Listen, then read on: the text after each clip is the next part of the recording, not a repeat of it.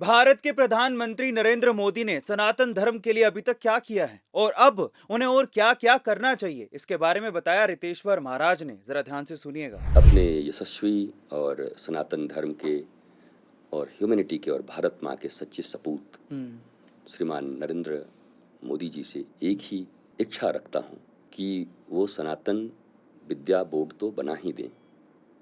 अमर तो हैं ही, अमर रहेंगे सदा। और अभी तो बहुत साल उनको इस पृथ्वी पर रहना है। वो चिरायु हों, दीर्घायु हों, वो शतक, अभी तो शतक आएगा। उनको बहुत समय तक भारत माँ की सेवा करनी है। वो भारत माँ के अद्भुत लाल हैं, उनके ऊपर उम्र का कोई प्रभाव नहीं है। वो श्री कृष्ण भगवान की तरह, मैंने कहा ना कि बचपना कभी जाएगी नहीं, तो शिशुत्व तो उनके भीतर में है। वो निश्चल प्रकृति उनके भीतर में है और वो भारत के लिए काम करेंगे।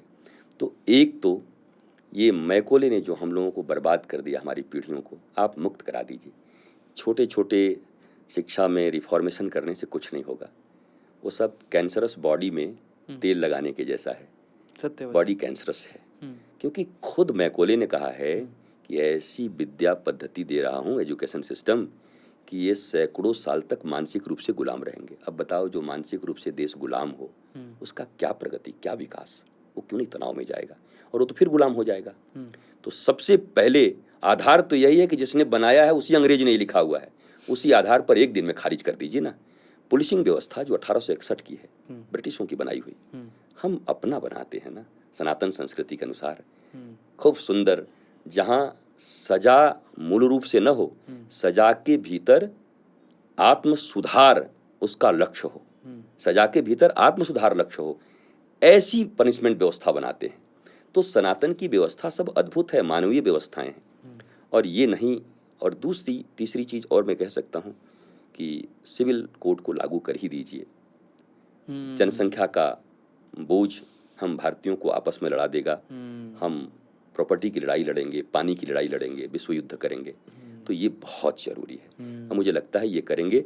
लेकिन फिर कहता हूँ, शिक्षा बोर्ड अगर नहीं बनी सनातन की, तो आप ऊपर ऊपर पेंटिंग कितना कर लो, पर नींव में दीमक लग चुका है, फाउंडेशन में। तो दीमक वाला नींव हटाकर और नया फाउंडेशन डालने की जरूरत है। और ये फाउंडेशन सनातन शिक्षा पद्धति होनी चाहिए, आधुनिक विज्ञान के साथ।